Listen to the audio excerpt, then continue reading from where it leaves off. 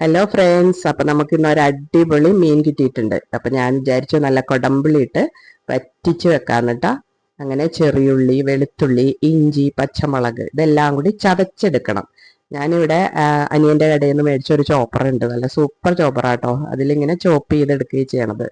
അത് ഒന്നോ രണ്ട് പ്രാവശ്യം പ്രസ് ചെയ്താൽ മതി, നല്ല പൊടി പൊടിയായിട്ട് വരും. ഞാൻ അത്ര അങ്ങോട്ട് പൊടിച്ചില്ല കേട്ടോ, ഇത്തിരി കടിക്കാനൊക്കെ കിട്ടണമല്ലോ ഇഞ്ചിയൊക്കെ. അപ്പൊ അങ്ങനെ അത് ഇങ്ങനെ മിക്സ് ചെയ്തെടുക്കും.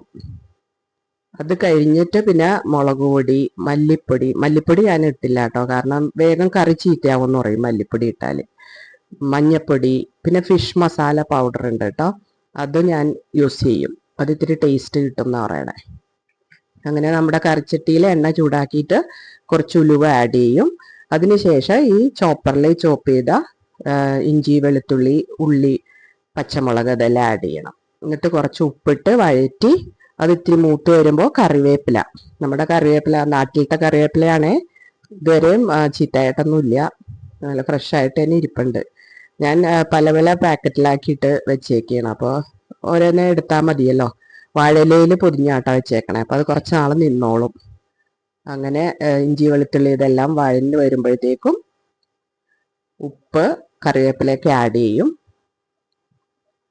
അമ്മയുടെ റെസിപ്പിയാണിത്. അമ്മ നല്ല അടിപൊളിയായിട്ട് ഫിഷ് കറിയൊക്കെ ഉണ്ടാക്കും കേട്ടോ.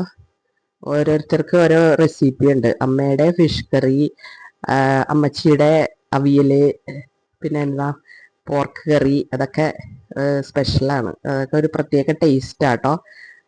അപ്പോൾ നാട്ടിൽ ചെല്ലുമ്പോൾ ഇവർ രണ്ടുപേരുടെയും കറികളൊക്കെയാണല്ലോ നമ്മൾ കൂടുതൽ കഴിക്കണത്. അപ്പം നമ്മളിവിടെ ഉണ്ടാക്കുമ്പോൾ അവരുടെ കറികളിലൊക്കെ നാക്കിൽ രുചി വരും കേട്ടോ.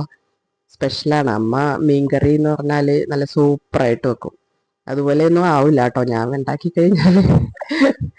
ഞാൻ പിള്ളേരോട് പറയും, ഉണ്ടാക്കി കഴിക്കുമ്പോഴത്തേക്കും അമ്മാമ്മയുടെയോ അച്ചാമ്മയുടെയോ ഒന്നും ടേസ്റ്റ് ഒന്നും വരില്ല കേട്ടോ ഇതിന്, എൻ്റെ വേറെ കറിയാന്നൊക്കെ ഞാൻ ഇങ്ങനെ ഉറപ്പിക്കും.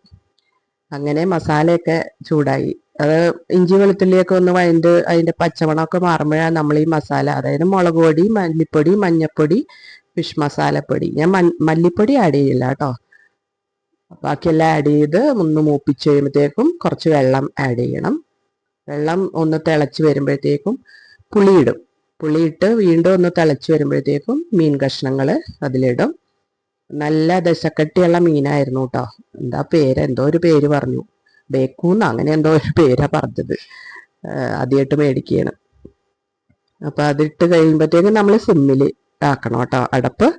അങ്ങനെ സിമ്മിൽ കിടന്നിട്ട് കുറച്ചധികം നേരം വേവണം. അപ്പം നല്ല അടിപൊളി മീൻകറി ആട്ടോ.